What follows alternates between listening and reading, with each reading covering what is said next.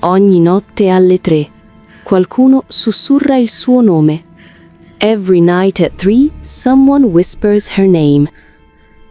The clock in Elena Rossi's bedroom always made the same soft ticking sound, calm, almost reassuring, until it reached 3 a.m.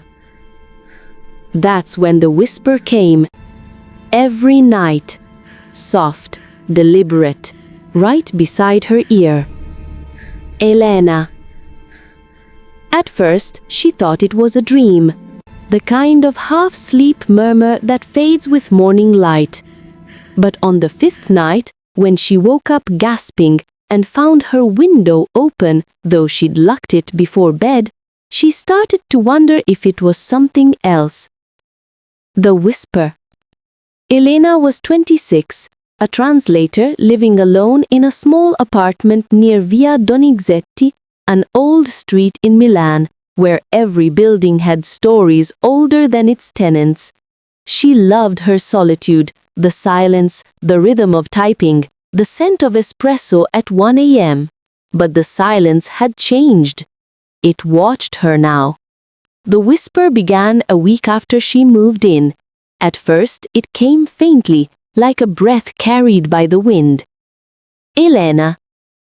She'd bolt upright, heart pounding, but always found the room empty. Then came the small sounds, floorboards creaking, glass shifting on her desk, papers fluttering without a breeze. By the 2nd week, she was leaving the light on. By the 3rd, she stopped sleeping altogether. The neighbor.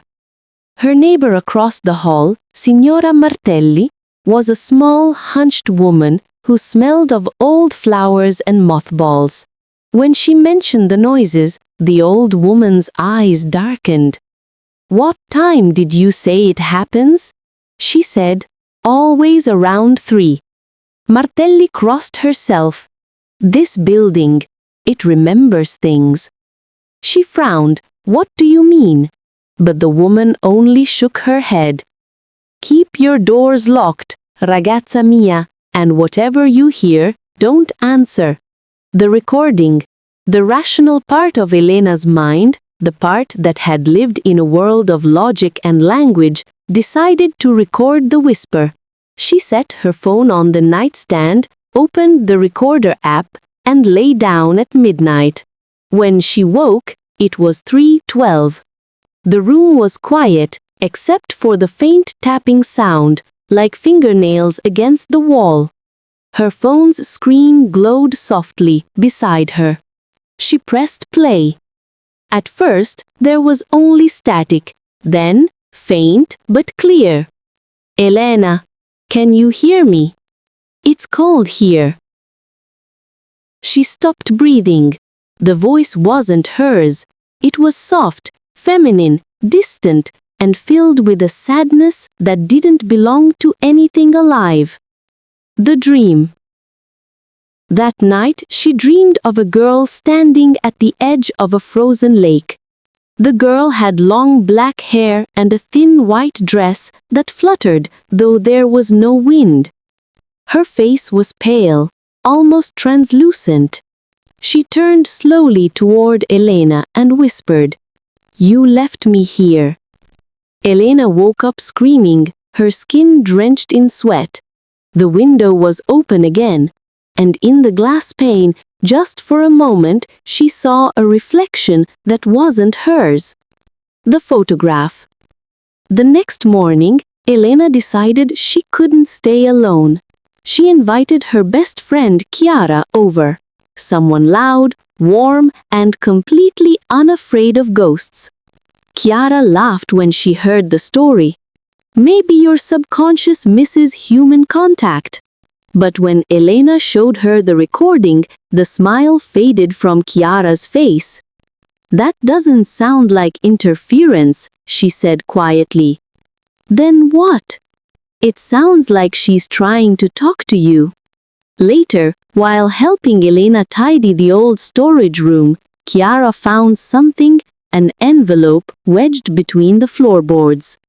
Inside was a black and white photograph of two young girls standing in front of the same apartment door, Elena's door.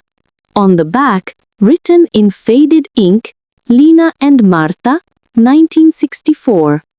Elena's hands trembled. Lina, Elena, maybe she's saying her own name, Chiara whispered. The research. Elena couldn't let it go. She spent the next day at the local library searching through old newspaper archives. She found it, a short article from December 1964. Tragedy on Via Donizetti. Two sisters, Lina and Marta Vivaldi, found near the frozen lake outside Milan. Younger sister drowned after falling through thin ice. Elder sister, Lina, disappeared that same night. There was a photograph, the same one she held in her bag. The girl with dark hair, the one standing closest to the lake in the picture, looked exactly like her. The voice returns. That night, the whisper came earlier. Not at 3, but 2:43. Elena, it's me. You remember now, don't you? Elena pressed the blanket to her mouth to keep from screaming. The light flickered. The window opened slowly, this time without wind. And from the shadows of the room, a faint figure began to take shape.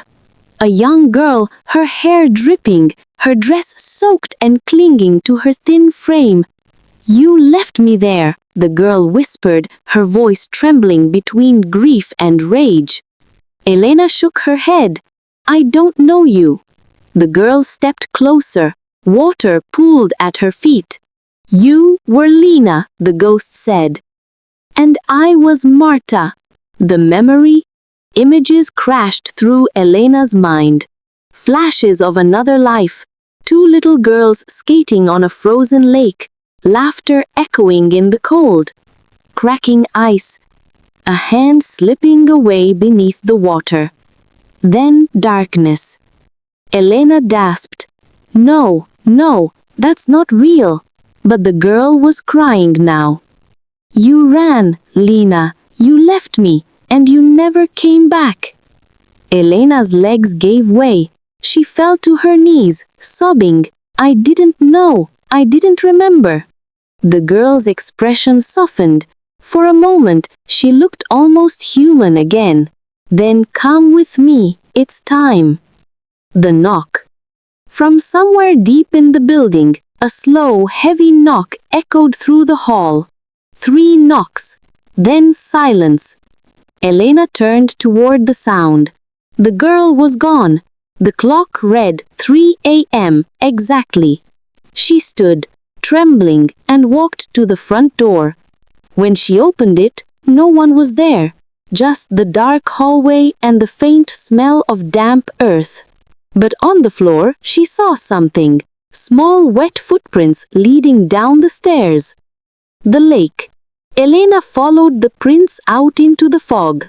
The streets were empty, glistening from rain. She walked until the buildings thinned, until the road ended near a park, the one with the lake from her dreams. The moonlight glimmered on the surface of the water.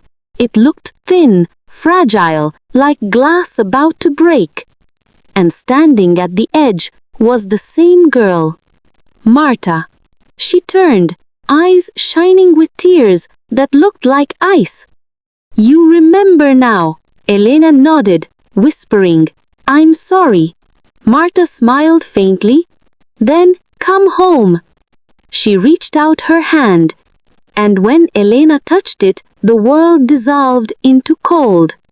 The morning after, when the sun rose, joggers passing through the park found a pair of footprints leading halfway across the frozen lake and stopping abruptly where the ice was cracked. Police searched the area but found no bodies. Back in the apartment on Via Donizetti, Signora Martelli knocked on Elena's door. No answer. When she pushed it open, the room was empty. On the desk lay the old photograph of the two sisters, now with a new caption written underneath in fresh ink. Together again, Lena and Marta, 2025. The phone on the nightstand lit up. The recorder app had captured something new the night before. A voice whispering softly at exactly 3 a.m. Grazie sorellina. I'm not alone anymore. The end.